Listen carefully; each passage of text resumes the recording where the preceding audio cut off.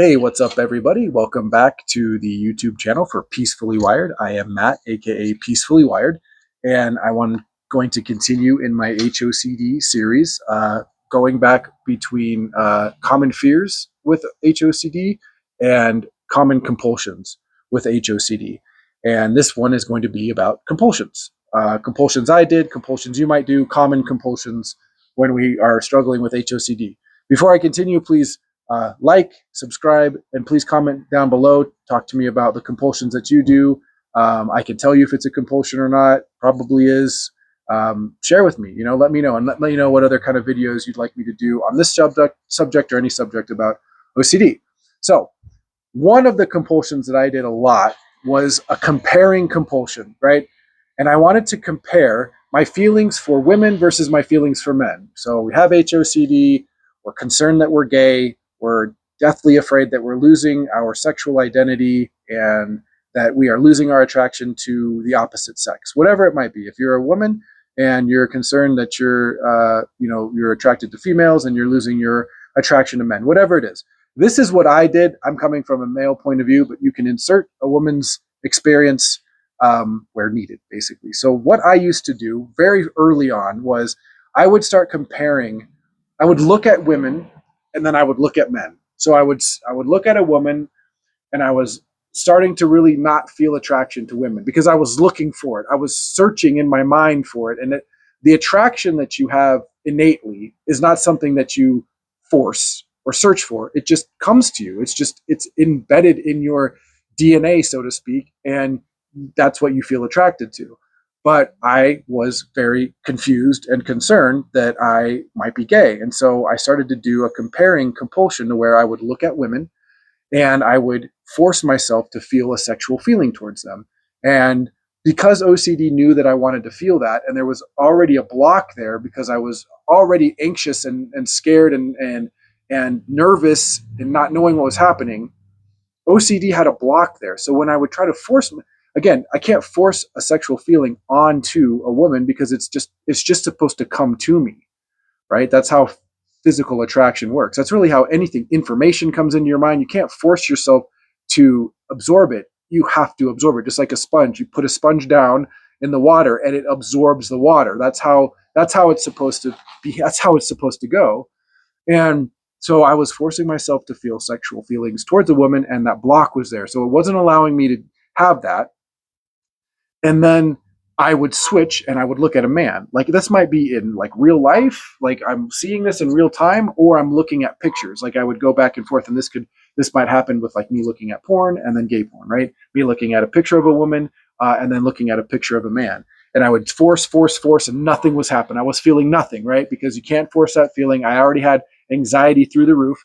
And then I would force that feeling onto a man. And what would happen was like OCD would drop that block, and all of a sudden now all of that sexual energy would go onto this man, whatever I was looking at, a person or looking at a picture, and I would feel sexual feelings because I was forcing my feelings onto that, right? And my first therapist told me, Matt, if you force your sexual feelings onto a chair, then you're going to feel sexual feelings, right? And so what was happening was I was forcing these sexual feelings and I was extremely anxious. And because I was anxious, it created like this really, really hyper arousal to where I had this mixture of anxiety and sexual feelings. And it freaked me out, like 100% freaked me out, anxiety through the roof. And that caused me to spiral, right? And that would ruin my day. And I did this often, very, very often, until I was told how to actually deal with that. And like I said, you have to allow the attraction to come to you because we're so scared that we're losing that attraction. We're grasping at it. We're desperately trying to get it and trying to feel it. And that's not the way that it works. The way that it works is you pull back and you stop doing the compulsions and the comparing, while at the same time dropping your need to be certain about your sexuality, right?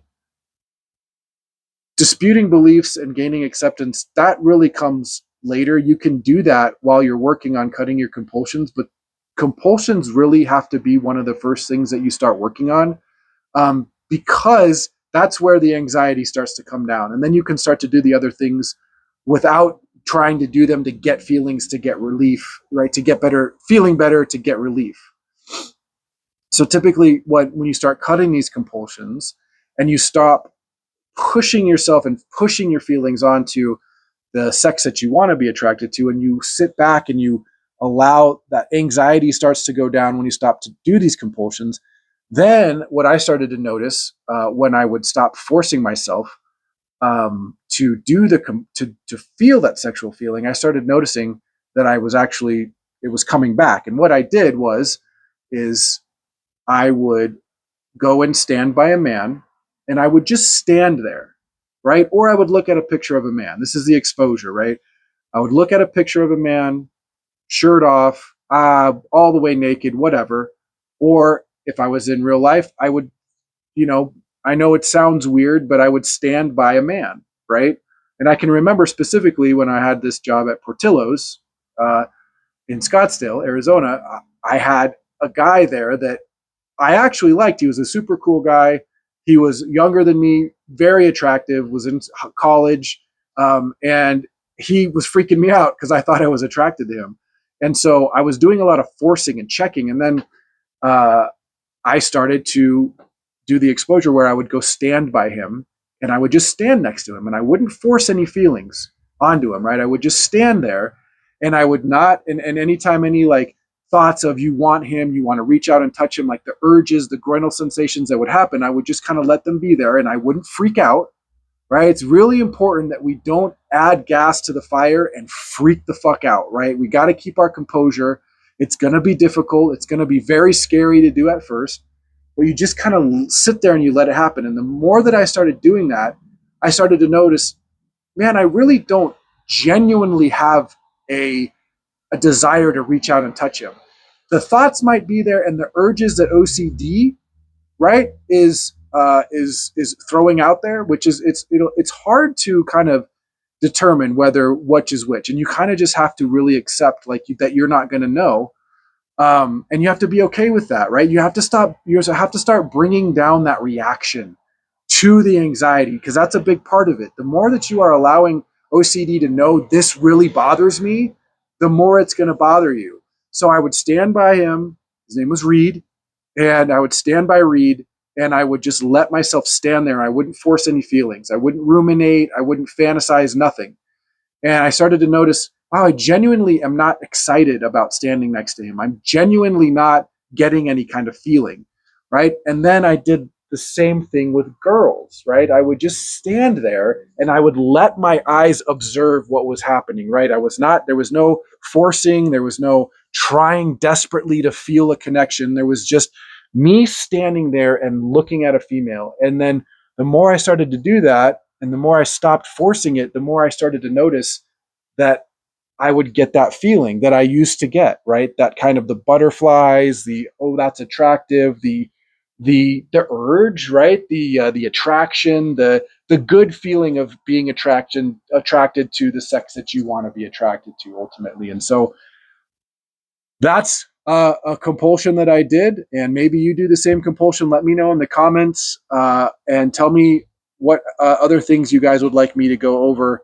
That if you have HOCD or whatever theme that you're struggling with, I can make a video about any of it. I'm going to be focusing on HOCD and ROCD in these videos, kind of going back and forth, projections and or fears and compulsions. But let me know what you think. Like I said, please like, subscribe, and comment. And there's more to come. All right, we'll see you guys later. Bye.